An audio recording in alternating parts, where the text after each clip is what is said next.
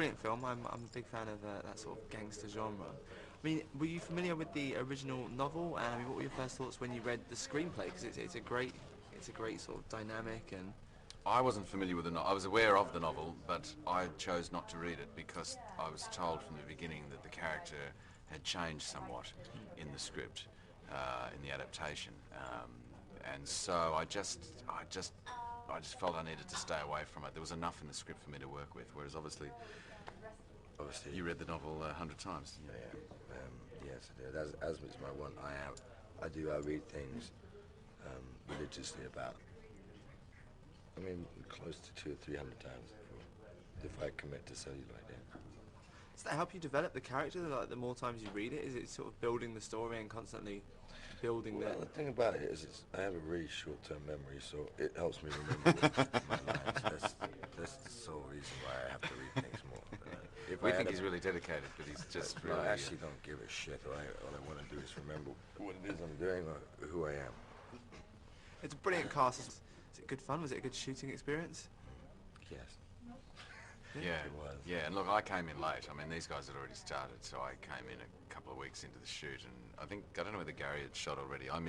We didn't cross paths, Gary Oldman and I. But to sort of walk on and, see Tom and Jessica and those guys, Shire and Jason and everybody at work was exciting to sort of turn up, It's tricky, though, turning up in the middle of a shoot. You really feel like you've walked onto someone else's set, so it takes a while to find your place and land, and thankfully, having worked with John before, it was a little easier than it could have been. Yeah, when you see the film, you realise the Rakes is in it as much as, Forrest. Funnily enough, so it was and it's a real ensemble piece. Yes, that's right. I think I would like to see more Jessica. Yes. Actually, in the piece, I think that's just my personal. Yes. But when somebody asked me last night, because I was a bit overwhelmed by the whole Cannes environment and the premiere. I don't think I've ever been to a premiere like last night, so it was quite an emotional, a bit exciting and interesting, overwhelming stimulation in many ways. But somebody asked me, said, well, what's the best thing about this film? And I said, do you know what? I think it's the collaboration of all of the artists and the sum of all of the artists, because there is no specific one person. Well, obviously, John and Nick is the driving force, but John, Nick, and Benoit is the creative department who lit it up and wrote the movie. And then the ensemble cast. There's everywhere you look, and also working on the film, everywhere we looked, there was quality.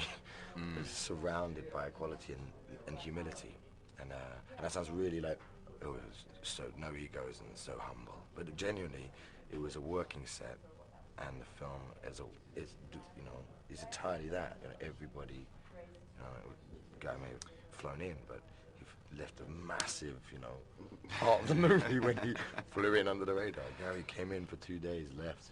It's like, whoa. That's Floyd Banner. It's sorry, I'm witching. No, that's cool. No, I mean, having seen the finished film, I mean, what are you most excited for the audience to see when it comes to this film? I don't know. It's a hard question. Yeah, I never really know how to answer that, because ultimately different people take different things from films, So you obviously want people to feel that it's as real as we were aiming for. You obviously want people to feel the emotional stories that underpin the whole thing. So, it's just the integrity of it, I suppose, that you want people to take away from it. We want to provide people with, I think, the supply and demand of the film business.